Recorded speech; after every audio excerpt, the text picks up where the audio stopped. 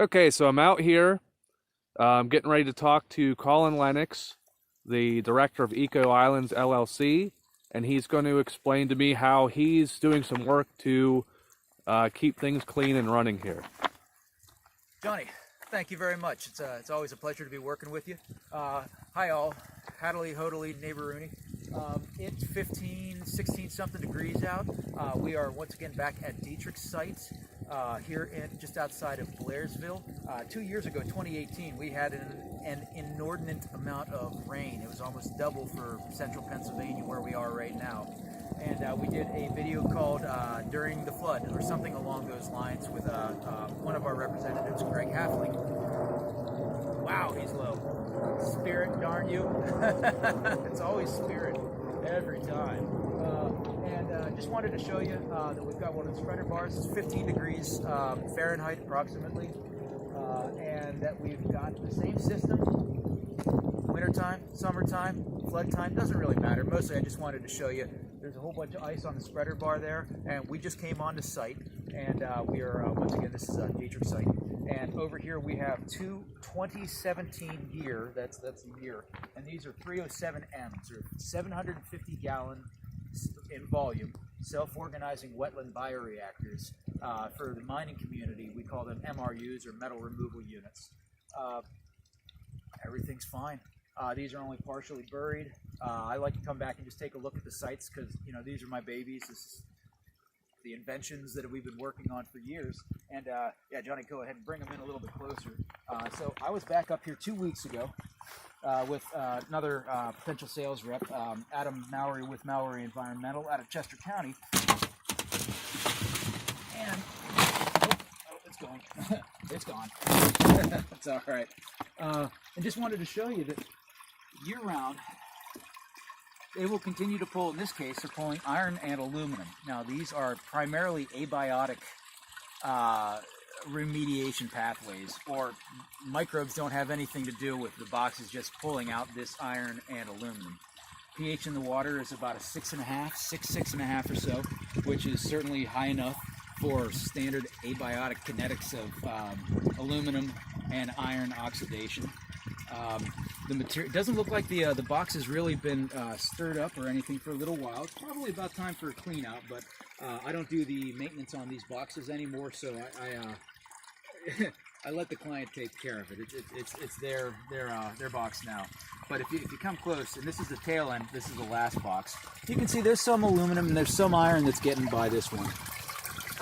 The winter makes it a little bit more difficult. And if you don't clean it out as often as you need to, the efficiency on removal goes down a little bit too. So yeah, just clean the boxes out.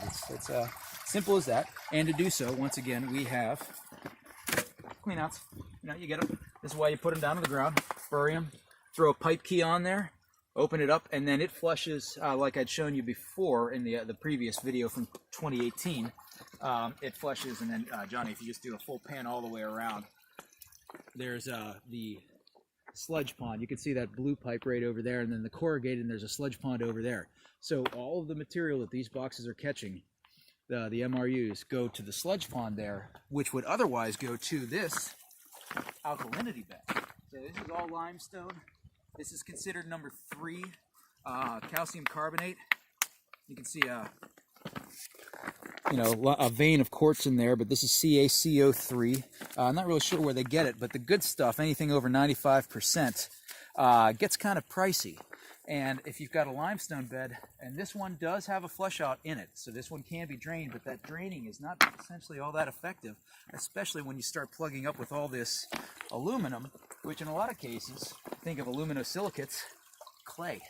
And it plugs things up, and then it's very hard to get moving again. So being able to pull out all this material now means that it's getting captured here, and it doesn't go into the limestone bed, doubling, maybe tripling the lifespan of the limestone bed itself before you have to get back in there, stir it all up, get all that muck back out of the system again. So yeah, let's take a look at the next one here. The first one is, and these are 2 boxes considered in series.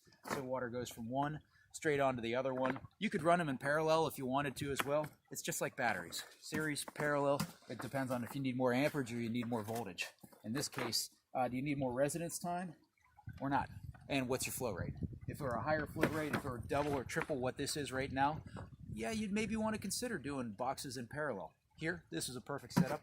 Standard flow here is, during the flood, I think it was like 80 or 90 gallons a minute in series. Standard, 15 to 30, usually.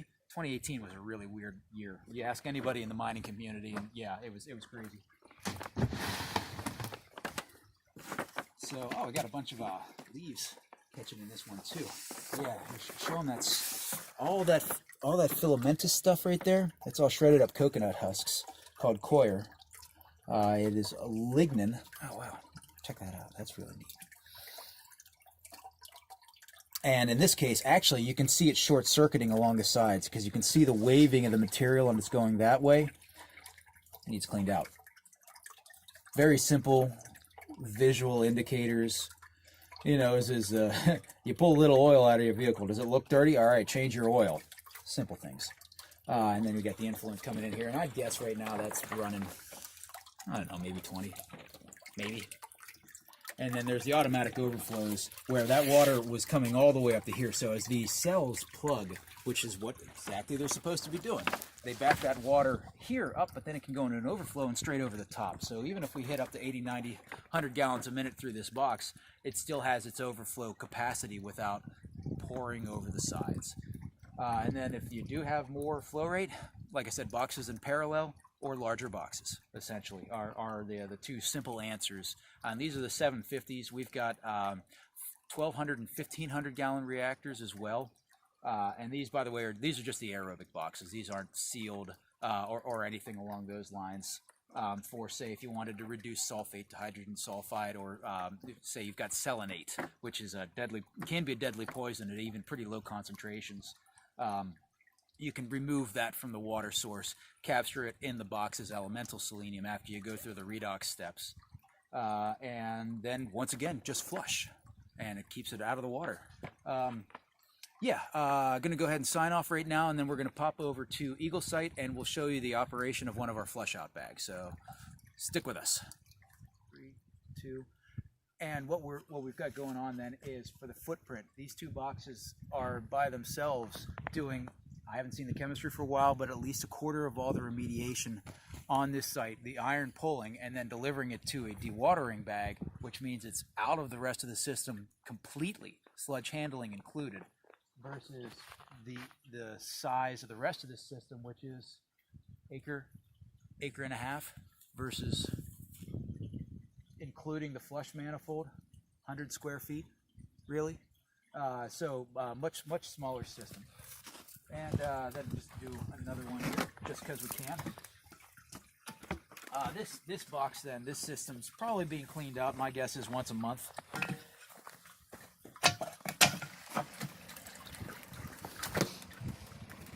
And this one does not have a bubbler system on it either. Bubbler systems make them significantly more useful, because you can use a compressor-based system to bubble up the sludge vault there that you see. And let me close this one, then we'll do the first one. Whenever you close these valves, you always want to give it a couple little nudges there,